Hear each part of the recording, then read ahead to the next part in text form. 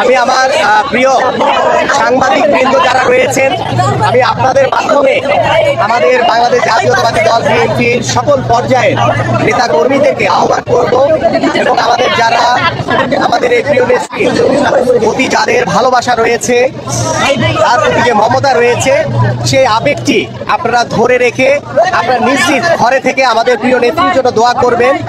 এবং আমাদের প্রত্যেকটি মসজিদ মাদ্রাসায় ইতিমধ্যে আমাদের প্রিয় নেত্রীর জন্য দোয়া করানো হয়েছে। আল্লাহ পাক যাতে তাকে দ্রুত সুস্থতা দান করেন এবং দ্রুত সময়ের ভিতরে তিনি যাতে আমাদের মাঝে ফিরে আসেন।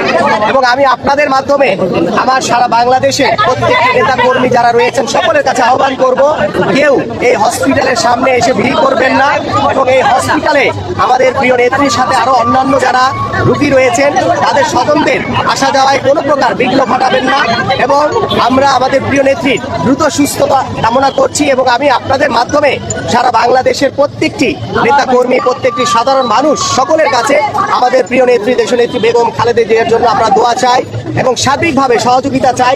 এবং আজকে যারা হসপিটালে এখানে উৎসুক যারা সাধারণ মানুষ রয়েছেন, আমি তাদেরকে আহ্বান করব আপনারা নিজ নিজ ঘরে গিয়ে আমাদের প্রিয় নেত্রীর জন্য দোয়া করবেন। আল্লাহ পাক যাতে তাকে দ্রুত সুস্থতা দান করে এবং আমি আপনাদেরকে আল্লাহর রহমতে তিনি আগের চেয়ে কিছুটা ভালো আছেন, আপনারা সকলে দোয়া করেন। এবং আমি সকলের কাছে আবারও বিনীতভাবে অনুরোধ করছি যে আপনারা এখানে প্রত্যেকটি ঘরে ঘরে গিয়ে আপনাদের নিজ নিজ ঘরে গিয়ে আমাদের